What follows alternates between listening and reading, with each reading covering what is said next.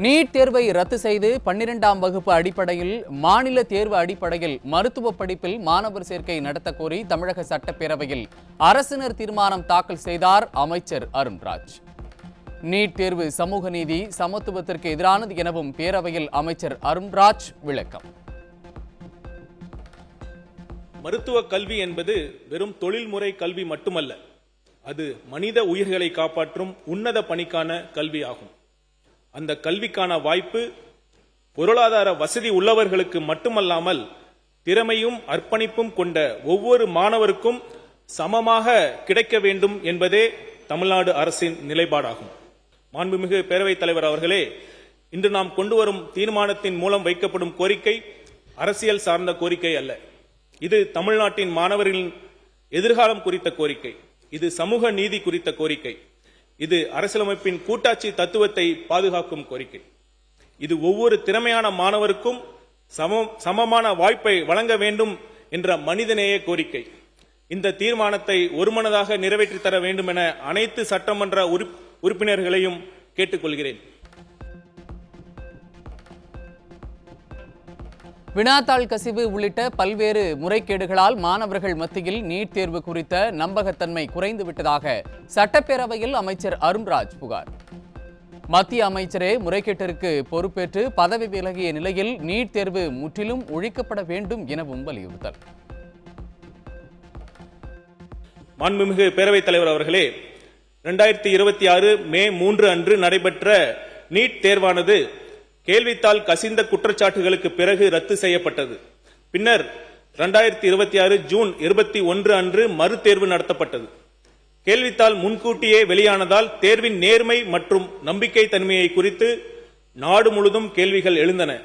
அதனை தொடர்ந்த போராட்டத்தின் விளைவாக ஒன்றிய கல்வி அமைச்சர் தன் பதவியை ராஜினாமா செய்ததுடன் தேர்வு அமைப்பை முழுமையாக சீர்திருத்துவதற்கு புதிய பணிக்குழு ஒன்றும் ஒன்றிய அரசால் அமைக்கப்பட்டது.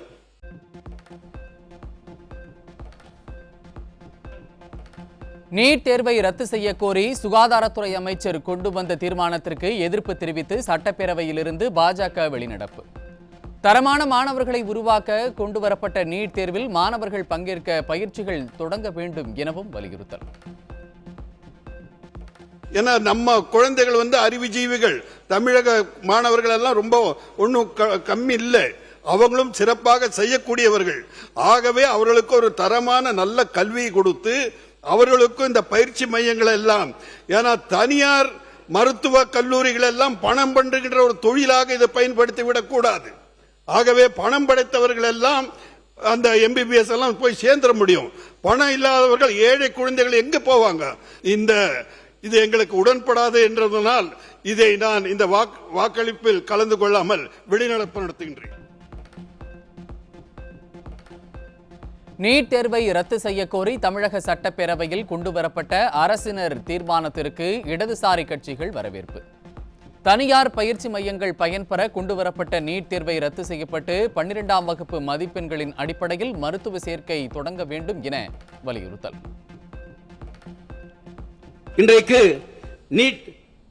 இன்றைக்கு தமிழ்நாட்டுடைய கோரிக்கை வேறு, டெல்லி உள்ளிட்ட வடமாநிலுடைய கோரிக்கை வேறு. என்றால் தமிழ்நாட்டில் நீட் கூடவே என்பது நம்முடைய கோரிக்கை. ஆனால் அங்கே வினாத்தாள் கசிவு, நீட் தேர்வை முறைப்படுத்த வேண்டும் என்பது அவருடைய கோரிக்கை. ஆகவே அதாவது நீட் மட்டுமல்ல, எந்த உயர் படிப்புக்கும் நுழைவுத் தேர்வு நீட்டாக இருக்கட்டும், கியூட்டாக இருக்கட்டும், நெஸ்டாக இருக்கட்டும் வேண்டாம் என்பதால் இந்திய கம்யூனிஸ்ட் கட்சியுடைய நிலைப்பாடு. ஆகவே +2 மதிப்பெண் அடிப்படையில் மருத்துவ படிப்புக்கான சேர்க்கையை உறுதிப்படுத்தும் வகையில் நீட்டிலிருந்து விலக்க வேண்டும். அதே போல தமிழ்நாட்டுக்கு கல்வி என்பது இன்றைக்கு பொது பட்டியலில் இருக்கிறது, மாநில பட்டியலுக்கு கொண்டு வர வேண்டும் என்று இன்றைக்கு நம்முடைய அரசால் கொண்டு வரப்பட்டிருக்கின்ற தனி தீர்மானத்தை இந்திய கம்யூனிஸ்ட் கட்சியின் சார்பாக ஆதரித்து அமர்கிறேன். மருத்துவ மற்றும் மருத்துவ நல்வாழ்வுத்துறை அமைச்சர் இங்கே முன்வைத்திருக்கக்கூடிய இந்த தீர்மானத்தை மார்க்சிஸ்ட் கம்யூனிஸ்ட் கட்சியின் சார்பில் ஆதரிக்கிறேன். நீட் தேர்வு முறையானது கிராமப்புற மக்கள் மற்றும் அரசு பள்ளி மாணவர்களின் மருத்துவ கனவை சிதைக்கிறது. இது மாநில கல்வி முறைகளை புறக்கணித்துவிட்டு அதிக செலவில் நடத்தும் பயிற்சி மையங்களை சார்ந்துள்ள மாணவர்களுக்கு மட்டுமே சாதகமாக உள்ளது.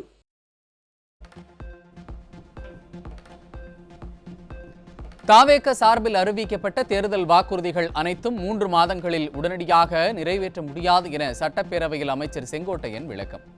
5 ஆண்டுகளில் படிப்படியாக திட்டங்கள் அறிவிக்கப்படும் எனவும் சட்டப்பேரவையில் அறிவிப்பு.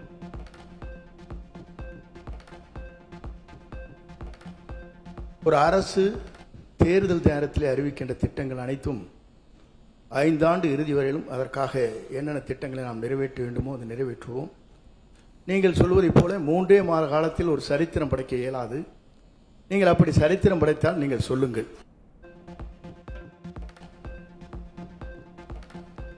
வேளாண் பட்ஜெட்டில் நிதி குறைக்கப்பட்டுள்ளதாக சட்டப்பேரவையில் பாமக சட்டமன்ற உறுப்பினர் சௌமியா அன்புமணி வேதனை. காவிரி ஆற்றின் குறுக்கே 10 கிலோமீட்டர் தூர இடைவெளியில் தடுப்பணைகள் கட்ட நிதி ஒதுக்க வேண்டும் எனவும் வலியுறுத்தல். தடுப்பணைகள் கட்டலாம், பாலாறுல தடுப்பணைகள் கட்டலாம், காவிரி ஆறுல தடுப்பணைகள் கட்டலாம். அந்த காவிரிக்கு நான் சொன்னேன் 420 கிலோமீட்டர் ஓடுதுன்னு. 10 கிலோமீட்டருக்கு ஒரு தடுப்பணைகள் கட்டினால் கண்டிப்பாக இந்த தண்ணீரை கடல்ல போகாம நம்மளால சேமிக்க முடியும். நீங்க 420 கிலோமீட்டர்ல 10னா 42 தடுப்பணைகள் கட்டணும்னு கூட அவசியம் இல்லை. ஒரு 25-30 தடுப்பணைகள் கட்டினா கூட 20 டிஎம்சி தண்ணீரை நம்ம கடல்ல போகாம நம்மளே சேர்த்து வச்சிடலாம். அந்த 20 டிஎம்சி தண்ணீர் இருந்தா பாசன திட்டத்துக்கு உபயோகமாயிடும். தர்மபுரிக்கு 2 டிஎம்சி தண்ணி தான் தேவைப்படும், சேலத்துக்கு 5 டிஎம்சி தண்ணி. இப்படி இருந்தாலே இந்த மாவட்டங்கள் விவசாயம் செய்வதற்கு ஏதுவாக இருக்கும். அதாவது காவிரி ஆறு, பாலாறு, எல்லா ஆறுகள் கிட்டத்தட்ட நம்ம ஊர்ல 35 பெரிய ஆறுகள் இருக்கு. அதுல 10 கிலோமீட்டருக்கு ஒரு தடுப்பணை கட்டினால் கடலில் கலக்கும் நீரை நம்ம வேஸ்ட் பண்ணாம அதை நம்ம சேமித்தாலே நம்ம 100 டிஎம்சி தண்ணீர் வரைக்கும் நம்ம தமிழ்நாட்டிலே சேமித்து கொள்ளலாம். இதுக்கு அப்புறம் யாரையும் கேட்க தேவையில்லை. காவிரி யாருக்கா கர்நாடகா கிட்ட கையேந்த வேண்டியதில்லை, கேரளா கிட்ட இந்த புன்னம்புழா இந்த திட்டத்துங்களுக்காகவும் முல்லை பெரியாருக்கும் கையேந்த வேண்டியது கிடையாது. கிருஷ்ணா கோதாவரிக்காக நம்ம ஆந்திரா கிட்ட கையேந்த வேண்டியது கிடையாது. எல்லாமே நம்ம கிட்ட பெய்கிற மழையை நம்ம தடுப்பணைகள் மூலம் சேமித்துக் கொள்ளலாம்.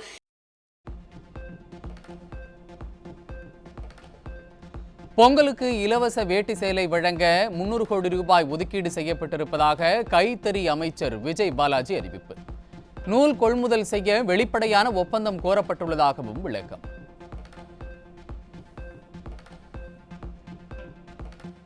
மாண்புமிகு முதல்வர் அவர்களின் வழிகாட்டுதலின்படி வேட்டி சேலை வழங்கும் திட்டத்தினை பொங்கல் 2027 ஆண்டுக்கும் தொடர்ந்து செயல்படுத்திட மாண்புமிகு முதலமைச்சர் உத்தரவிட்டு அதற்கான நிர்வாக அனுமதியும் மற்றும் திட்ட செலவுகளுக்கான முன்பணத் தொகையாக ரூபாய் 300 கோடி ஒதுக்கீடு செய்து அரசால் ஆணையிடப்பட்டுள்ளது.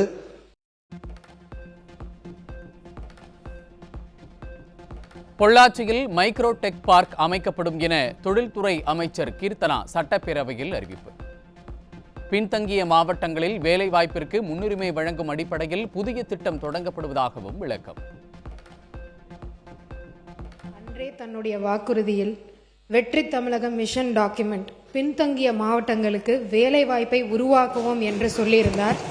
அதன் அடிப்படையில் பொள்ளாச்சியில் இன்னைக்கு 16/6/2026 அன்று 3 to 5 ஏக்கரில் ஒரு மைக்ரோ டெக் பார்க் கொண்டு வரதுக்கான அனைத்து வசதிகளுக்கும் நம்ம இன்னைக்கு அதிகாரிகளுக்கு உத்தரவிட்டிருக்கார். அந்த திட்டத்தின் கீழே இங்கே coworking facilities, high speed connectivity, employment generation உருவாக்குறதுக்கு ஒர்க் ஃப்ரம் ஹோம் டவுன் மாதிரி எக்கனாமிக் க்ரோத் கொண்டு வரதுக்கு நம்ம இன்னைக்கு நிலம் தேடப்பட்டு வந்துட்டு இருக்கு. இங்கே கண்டிப்பாக ஒரு மைக்ரோ டெக் பார்க் கொண்டு வரதுக்கான அத்தனை ஆணைகளையும் நமது முதலமைச்சர் அவர்கள் மூலமாக அதிகாரிகளுக்கு இன்னைக்கு கொண்டு வரப்பட்டிருக்கும். நீட் தேர்வால் ஏற்பட்ட மன உளைச்சலால் மாணவர்களின் தற்கொலை அதிகரித்துள்ளதாக சட்டப்பேரவையில் பாமக உறுப்பினர் சௌமியா அன்புமணி கவலை. வசதி படைத்தவர்கள் பயன்பெறும் நீட் தேர்வுக்கு எதிரான தீர்மானத்தை ஆதரிப்பதாகவும் பேரவையில் அறிவிப்பு. வேண்டும். இதோட 500 குழந்தைங்க போயிட்டாங்க நீட் தேர்வுல. தமிழ்நாட்டில் மட்டும் 50 குழந்தைங்க செத்து போயிட்டாங்க. இந்த கடைசி அந்த வினாத்தாள் கசிவு ஏற்பட்டு ஒரு நீட் தேர்வு கேன்சல் ஆச்சு. திருப்பி ஒரு நீட் தேர்வு நடந்தது. அதற்கு இடையில 13 குழந்தைகள் உயிரை மாய்த்து கொண்டார்கள். இனிமேல் ஒரு குழந்தை உயிர் கூட போகக்கூடாது. அதனால இந்த நீட் தேர்வு தமிழ்நாட்டுக்கு தேவையே இல்லை. நாம எக்ஸம்ஷனும் வாங்கணும், சட்ட மசோதாவை சட்டமாக்க நாம் அனைவரும் ஒன்றாக பாடுபடும் என்று கூறிக்கொண்டு மாண்புமிகு மக்கள் நல்வாழ்வுத்துறை அமைச்சர் கொண்டு வந்த இந்த நீட் தேர்வுக்கு எதிரான அந்த தீர்மானத்திற்கு பாட்டாளி மக்கள் கட்சி முழு ஆதரவை தெரிவித்துக் கொள்கிறது. நன்றி, வணக்கம். நீட் தேர்வுக்கு எதிராக டெல்லியில் நடைபெற்ற போராட்டம் தொடர்பாக தாவேக அரசுக்கு திமுக உறுப்பினர் எழுப்பிய கேள்வியால் சட்டப்பேரவையில் காரசார வாதம். நீட் பிரச்சனையை அரசியலாக்க வேண்டாம் என தாவேக அமைச்சர்கள் வலியுறுத்தல். காக்ரோச் ஜனதா பார்ட்டி மிகப்பெரிய போராட்டத்தை நடத்தினாங்க. அந்த போராட்டம் நாடு முழுவதும் பரவிச்சு. உண்ணாவிரதம் இருந்த சமூக ஆர்வலர் திரு சோனம் வாங்சுக் அவர்களை எங்களுடைய துணை பொதுச் செயலாளர் திரு தாசா அவர்கள் போய் ஆதரவு தந்தாங்க. சிஜேபி போராட்டத்துக்கு எங்களுடைய நாடாளுமன்ற குழு தலைவர் திருமிகு கனிமொழி கருணாநிதி அவர்கள் நேரில் போய் ஆதரவு தந்தாங்க. ஆனா ஏன் தாவேகா சார்பில் ஒருத்தர் கூட போகவே இல்லை? உறுப்பினர் தவறான கருத்து சொல்றீங்க. பள்ளிக்கல்வித்துறை அமைச்சர் அவர்கள் இத்தனை அவதூறுகளையும் தாண்டி மதிப்பிற்குரிய மாண்புமிகு பொதுப்பணித்துறை அமைச்சர் சொல்கிறார், அரசியலை வைத்து இதில் பேச வேண்டாம், ஆக்கப்பூர்வமாக பேச வேண்டும் என்று சொன்ன பிறகும் கூட தொடர்ச்சியாக மாண்புமிகு உறுப்பினர் அவர்கள் அவதூறுகளை அள்ளி வீசுகிறார். நான் சொல்லிக் கொள்கிறேன், அரசியலில் அரியணை ஏறுவதற்கு முன்பே அருமை தங்கை இந்த நீட்டுக்கு எதிரான போரில் முதல் விதையாக விழுந்த அனிதாவின் வீட்டில் தரையில் அமர்ந்த மனிதர் என்னுடைய மாண்புமிகு முதல்வர். அனிதாவின் உடன் பிறந்த அண்ணன், உடன் பிறந்த சகோதரன், அனிதா வாங்கிய அந்த +2 மதிப்பெண்ணை டி-ஷர்ட்டில் போட்டு அலைந்த மாமனிதன், மணிரத்னம் மட்டுமல்ல உடன்பிறவாத அண்ணனாக நின்று கொண்டிருந்தவர் என்னுடைய மாண்புமிகு முதல்வர். மதிப்பிற்குரிய பொது உடைமை தோழர்களினுடைய தமிழ்நாட்டு அரசியலுக்கு பாலபாடம் எடுக்கக்கூடிய பால நிலத்தில் அந்த போராட்டம் நடைபெற்ற போது அந்த போராட்ட களத்திலே போராடிய அப்பாவி மாணவர்களினுடைய புகழை திருடக்கூடிய ஒரு கூட்டத்தின் மத்தியிலும் கூட என்னை அனுப்பி அந்த போராட்டக்காரர்களை பார்க்க சொல்லவர் என்னுடைய மாண்புமிகு முதல்வர்.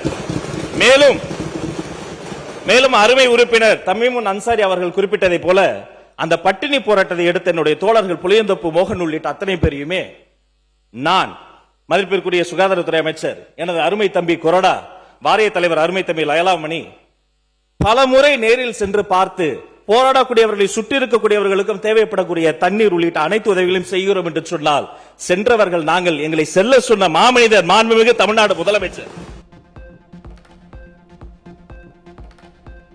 திருப்பூர் மாவட்டம் பல்லடம் அருகே வீடு புகுந்து தாய் மகள் கொடூர கொலை. மகளின் காதலுக்கு தாய் எதிர்ப்பு தெரிவித்த நிலையில் ஆத்திரத்தில் கொலை செய்த இளைஞரை அக்கம்பக்கத்தினர் பிடித்து காவல்துறையிடம் ஒப்படைத்தனர்.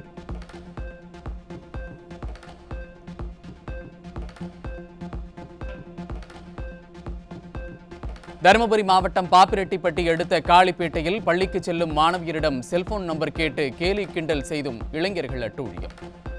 பெற்றோர் அளித்த புகாரின் பேரில் 25 மற்றும் 21 வயது இளைஞர்கள் 2 போக்சோ வழக்கில் கைது.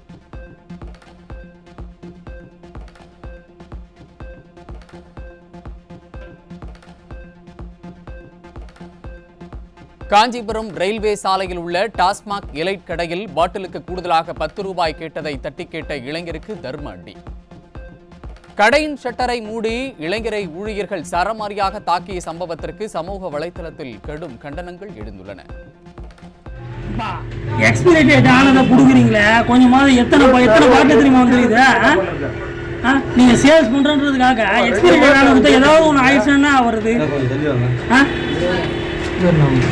எக்ஸ்பைரி டேட் முடிச்சதை நீங்க கொடுத்தா எப்படிங்க அது? அது எப்படிங்க நீங்க எப்படிங்க பார்க்காம எப்படிங்க பழைய சரக்கா விக்கிறீங்க? அப்பனா எக்ஸ்பைரி டேட் 2026ஆம் ஆண்டு மருத்துவ படிப்பிற்கான விண்ணப்பத்தில் போலி ஆவணங்களை சமர்ப்பித்த 5 மாணவர்கள் மீது விசாரணை நடத்த நடவடிக்கை. சென்னை கீழ்ப்பாக்கம் மருத்துவ கல்வி இயக்குநர் அலுவலகத்தில் தரவரிசை பட்டியலை வெளியிட்டு மக்கள் நல்வாழ்வுத்துறை அமைச்சர் அருண்ராஜ் பேச்சு. 2024ஆம் ஆண்டுல பாத்தீங்கன்னா 9 பேர் இந்த மாதிரி போலி ஆவணங்கள் கொடுத்ததுனால நம்ம தகுதி நீக்கம் பண்ணிருக்கோம். அதே 2025ஆம் ஆண்டு, அதாவது போன வருஷம் 25 போலி ஆவணங்கள் நம்ம கண்டுபிடிச்சிருக்கிறோம். இந்த ஆண்டு பாத்தீங்கன்னா 5 மாணவர்கள் போலி சான்றிதழ் சமர்ப்பித்தது நம்ம கண்டுபிடிச்சிருக்கோம்.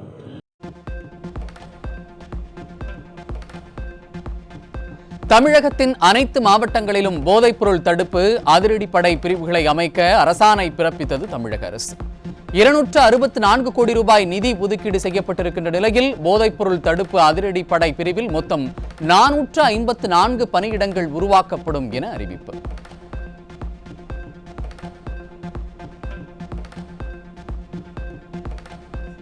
காவிரி பிரச்சனையிலும் தொகுதி மறுவரையறை விவகாரத்திலும் தமிழ்நாட்டின் நீதியை நிலைநிறுத்துவதில் தாவேக அரசுக்கு என்ன தயக்கம் என புதிய தமிழகம் கட்சி தலைவர் கிருஷ்ணசாமி கேள்வி. தொகுதி மறுவரையறை விவகாரத்தில் தாவேகாவின் நிலைப்பாடு என்ன என்பது குறித்து முதலமைச்சர் விஜய் தெரிவிக்கவில்லை என்றும் குற்றச்சாட்டு. நீதி இந்த தமிழ்நாட்டுக்கான நீதி நிலைநாட்டுறதுல காங்கிரஸ் கட்சிக்கோ அல்லது இன்னைக்கு ஆட்சி இருக்கக்கூடிய விஜய் அவருடைய கட்சிக்கோ என்ன தயக்கம்? அப்ப உங்களுக்கு சரியான அட்வைஸ் எதுலையுமே இல்லையா? காவிரி பிரச்சனையிலும் இல்லை, மறுசீரமைப்பிலும் இல்லை. அப்போ ஒட்டுமொத்த காவிரிக்கும் நீங்கள் குந்தகம் செய்கிறீங்க, மறுசீரமைப்பிலையும் தவறுதலாக யாரோ ஒரு கூட்டத்தை போய் கலந்துட்டு இது அனைத்து கட்சி கூட்டம் என்று முத்திரையை வைத்துவிட்டு அதில் முதலமைச்சர் வெளியே அவருடைய நிலைப்பாடு என்ன என்பது கூட சொல்லாமல் அப்படியே போயிட்டாரு. அப்போ இதுக்கு எதிராக கருத்து ஏதோ இது மறுசீரமைப்பு தேவையில்லை என்பது மாதிரி கொண்டு வராங்க. பார்லிமெண்ட்ல சட்டமே வரல இல்லாட்டும் கூட ஆட்டோமேட்டிக்கா கணக்கெடுப்பு நடந்தாச்சு அப்படின்னா ஆட்டோமேட்டிக்கா பழைய ஃபார்முலா படி போயிருங்க. இதுதான் கான்ஸ்டிடியூஷன் ஆர்டிகல் 81 and 82 சொல்லுது. டெல்லியில் இன்று அவசரமாக கூட உள்ள காவிரி நீர் ஒழுங்காற்றுக்குழு கூட்டம் மற்றும் காவிரி நீர் மேலாண்மை ஆணைய கூட்டங்கள். காலை காவிரி நீர் ஒழுங்காற்றுக்குழு கூட்டம், பிற்பகல் 3 மணி அளவில் காவிரி நீர் மேலாண்மை ஆணைய கூட்டமும் நடைபெற உள்ளது.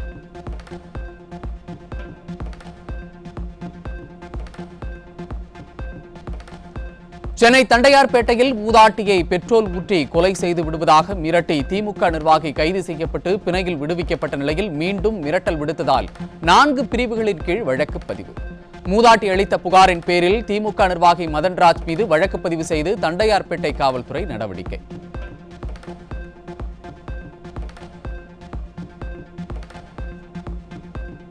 திருப்பத்தூர் மாவட்டம் நாற்றம்பள்ளி அருகே பீர் பாட்டிலால் தனது மண்டையை உடைத்து சிறைக்கு சென்று ஜாமீனில் வந்த நபரை பழிக்கு பழியாக பீர் பாட்டிலால் மண்டையை உடைத்த இளைஞர். காயமடைந்த மருதமுத்து என்பவர் மருத்துவமனையில் அனுமதிக்கப்பட்ட நிலையில் தனது கணவரின் உயிருக்கு ஆபத்து இருக்கிறது என 3 முறை புகார் அளித்தும் நடவடிக்கை எடுக்கவில்லை என கதறல்.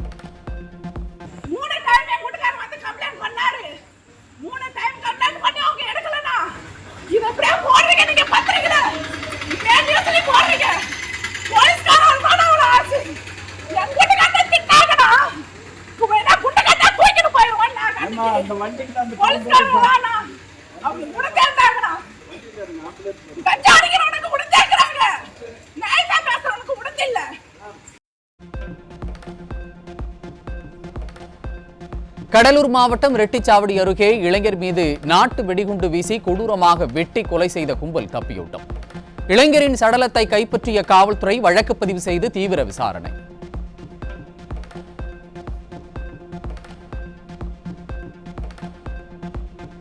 சென்னை திருவிக நகரில் மெத்தபெட்டமைன் போதைப்பொருள் விற்பனையில் ஈடுபட்ட 3 கைது. 55 கிராம் போதைப் பொருளை பறிமுதல் செய்த போலீசார் பிடிபட்டவர்களிடம் தீவிர விசாரணை.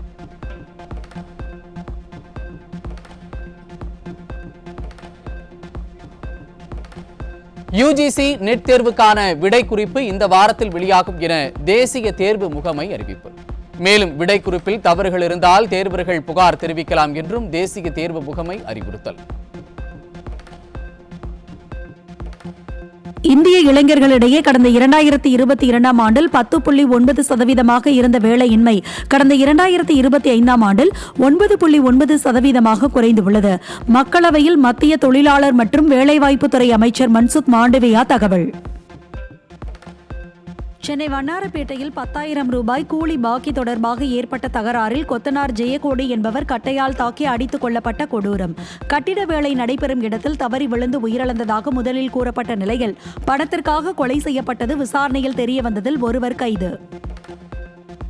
கடலூர் மாவட்டம் திட்டக்குடி அருகே அதர்நத்தம் கிராமத்தில் குடும்ப தகராறில் மனைவியை அரிவாளால் சரமாரியாக வெட்டிய கணவனால் பரபரப்பு. படுகாயமடைந்த மனைவி அரசு மருத்துவமனையில் சேர்க்கப்பட்டு சிகிச்சை பெற்று வரும் நிலையில் கணவரிடம் காவல்துறையினர் தீவிர விசாரணை. கடலூர் மாவட்டம் விருத்தாச்சலத்தில் இளைஞர்களின் வாழ்வை சீரழிக்கும் நோக்கில் கொண்டுவரப்பட்ட 151 கிலோ கஞ்சா பறிமுதல். 6 மூட்டைகளில் கஞ்சாவை கடத்தி வந்த ஒடிஷாவை சேர்ந்த 3 பேரை கைது செய்து விருத்தாச்சலம் காவல்துறை நடவடிக்கை.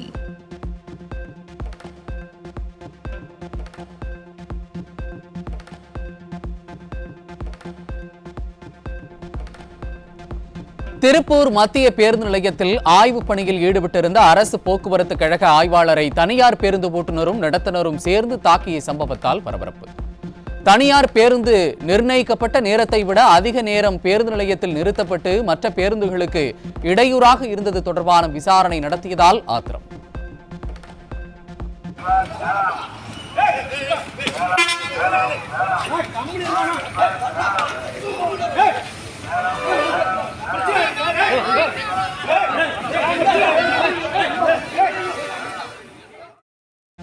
திருவண்ணாமலை மாவட்டம் ஆரணி அருகே டாஸ்மாக் மதுபான கடையில் காலை முதலே படுஜோராக நடைபெறும் கள்ளச்சந்தை மது விற்பனை. மதுபான கடைகளை குறைப்பதாக கூறி வரும் தமிழக அரசு கள்ளச்சந்தை மது விற்பனையை தடுக்க கடும் நடவடிக்கை எடுக்க வேண்டும் என பொதுமக்கள் வலியுறுத்தல். திண்டுக்கல் மாவட்டம் நத்தம் அருகே சுங்க கட்டணம் செலுத்த மறுத்து டோல்கேட்டில் கைகலப்பில் ஈடுபட்ட தாவேக்க நிர்வாகிகள். மது போதையில் ரகளையில் ஈடுபட்ட தாவேக்கவினர் தாக்கியதில் காயமடைந்த 2 மருத்துவமனையில் அனுமதிக்கப்பட்ட நிலையில் சம்பவம் குறித்து போலீஸ் விசாரணை. திருப்பூர் மாவட்டம் தாராபுரம் அருகே அரிசி ஆலை கணக்காளர் வீட்டில் கதவின் பூட்டை உடைத்து 30 சவரன் நகை மற்றும் 3 லட்சம் ரூபாய் கொள்ளை. மோப்பனாய் ராஜா வரவழைக்கப்பட்டு கொள்ளையர்கள் விட்டுச் சென்ற தடயங்களை ஆய்வு செய்து காவல்துறையினர் விசாரணை. சென்னையில் பெண்ணுக்கு வாட்ஸ்அப் மூலம் பாலியல் தொல்லை கொடுத்த நபர் சிறையில் அடைப்பு.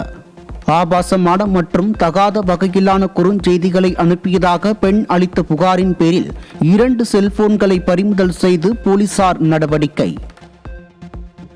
கடலூர் மாவட்டம் ஸ்ரீமுஷ்ணம் அருகே அரசு நேரடி நெல் கொள்முதல் நிலையத்தில் கொள்முதல் பணிகளை முழுமையாக தொடங்காததால் பாதுகாப்பற்ற நிலையில் நெல்மணிகள் உள்ளதாக விவசாயிகள் வேதனை. நெல்லை பாதுகாப்பாக வைக்க கான்கிரீட் உலர்களங்கள் அமைக்கவும் அரசே உடனடியாக தார்பாய்களை வழங்கவும் விவசாயிகள் கோரிக்கை.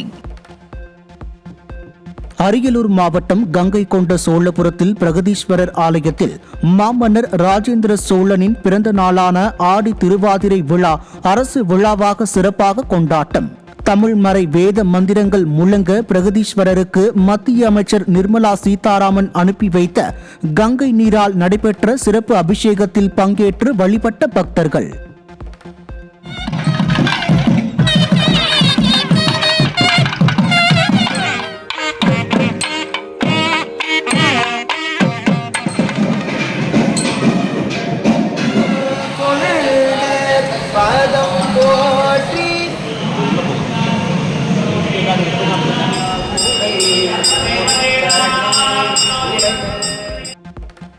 ஆடி மாத தேய்பிறை சோமவார பிரதோஷத்தை முன்னிட்டு திருவண்ணாமலை தஞ்சை கோயில்களில் நந்தி பகவானுக்கு பல்வேறு திரவியங்களால் சிறப்பு அபிஷேக மகா தீபாராதனை. விமர்சையாக நடைபெற்ற பிரதோஷ வழிபாட்டில் ஏராளமான பக்தர்கள் பங்கேற்ற பக்தி பெருக்குடன் வழிபாடு.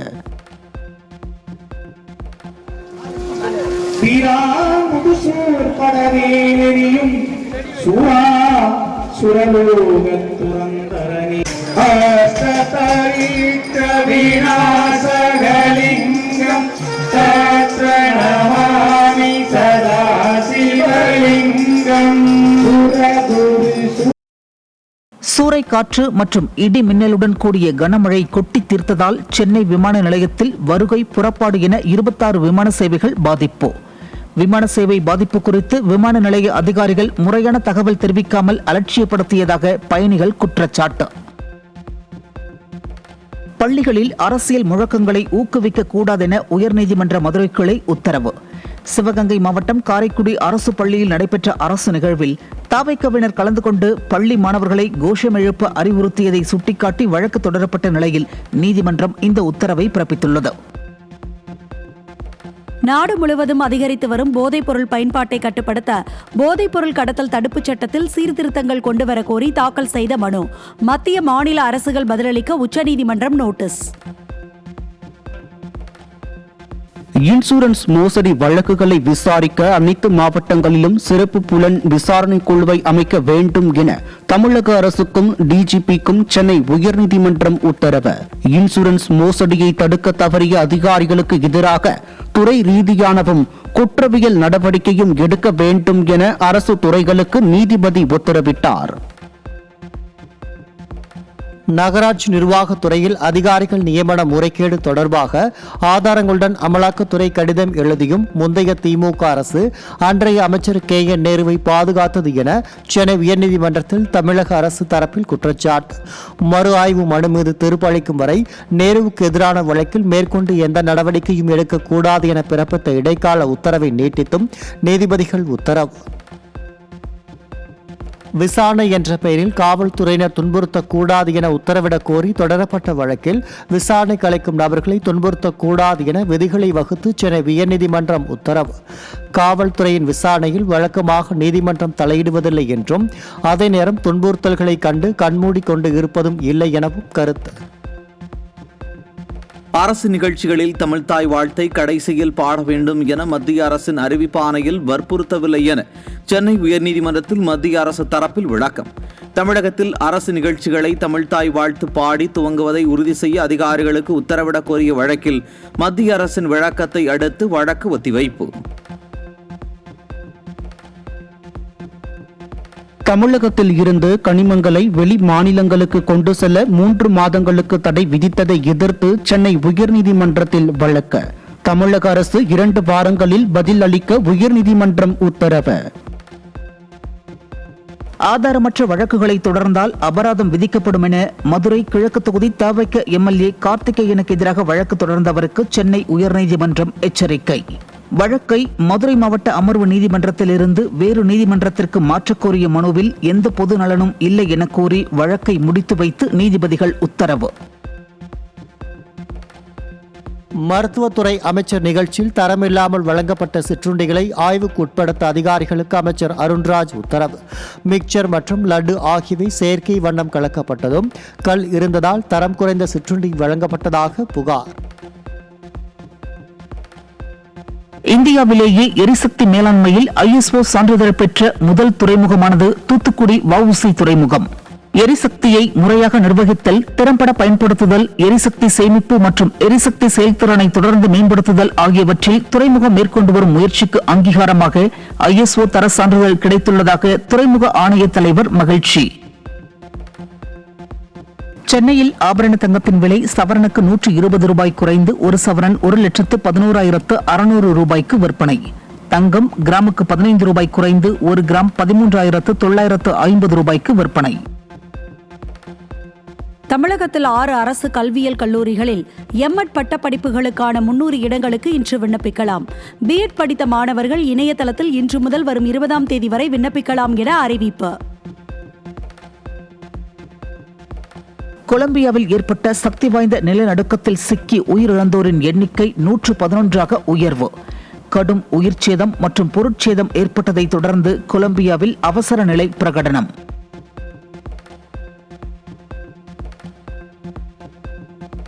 அமெரிக்க முன்னாள் அதிபர் ஜோ பைடனுக்கு தீவிரமான புற்றுநோய் பாதிப்பு இருப்பதாக அவரது மகன் ஹண்டர் பைடன் தகவல். தனது தந்தையின் இந்த நிலையை காண்பது மிகுந்த மன வருத்தத்தை ஏற்படுத்துவதாகவும் ஹண்டர் பைடன் வேதனை. செங்கல்பட்டு, திருவண்ணாமலை, விழுப்புரம், கள்ளக்குறிச்சி, கடலூர், சிவகங்கை மற்றும் புதுக்கோட்டை மாவட்டங்களில் ஓரிரு இடங்களில் இடி மின்னல் மற்றும் பலத்த காற்றுடன் கூடிய மிதமான மழைக்கு வாய்ப்பு.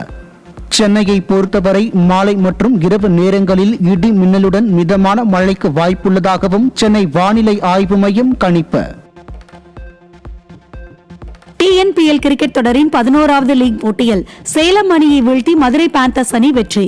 முதலில் பேட்டிங் செய்த மதுரை அணி 195 ரன்களை குவித்த நிலையில் பின்னர் களமிறங்கிய சேலம் அணி 20 ஓவர் முடிவில் 159 ரன்களை மட்டுமே எடுத்து தோல்வி.